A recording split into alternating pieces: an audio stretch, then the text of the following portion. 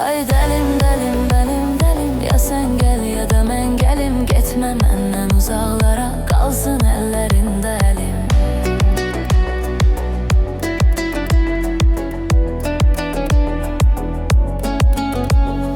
Gəl ömrüm nəfəsim mənim, gəlsən olar bəsim mənim. Məni həyata bağlayanım, ən dəyərli kəsim mənim. Ürəyinə quru qurbalarım, həyatım baş tacım mənim. Sənsən hər arzum, diləyim, sənsən ehtiyacım mənim. Ay dəlim dəlim mənim dəlim, ya sən gəl ya da mən gəlim. Getmə məndən uzaqlara, qalsın əllərində əlim. Dəlim dəlim mənim dəlim, ya sən gəl ya da mən gəlim. Getmə məndən uzaqlara, qalsın əllərində əlim.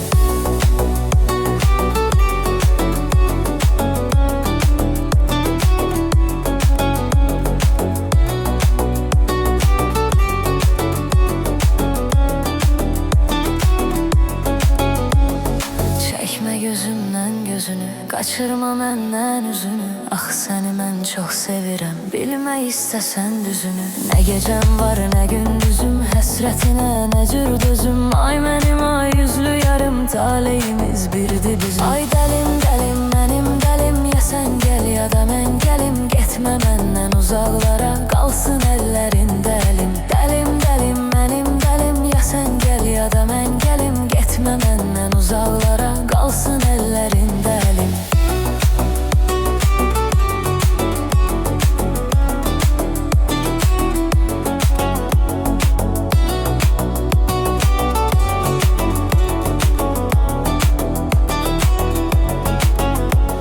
Ay dərdinə dərman mən olum, tək sənə heyran mən olum. Bir dənə arzumdu mənim, yanında hər an mən olum. Gəl dilimin əsbəri gəl, getmə gözümdən geri gəl. Dözmür ürək yoxluğuna, nazlı yerişlə yeri. Ay dəlim dəlim mənim dəlim, ya sən gəl ya da mən gəlim. Getmə məndən uzaqlara, qalsın əllərində əlim. Dəlim dəlim mənim dəlim, ya sən gəl ya da mən gəlim. Getmə məndən uzaqlara, qalsın əllərində əlim.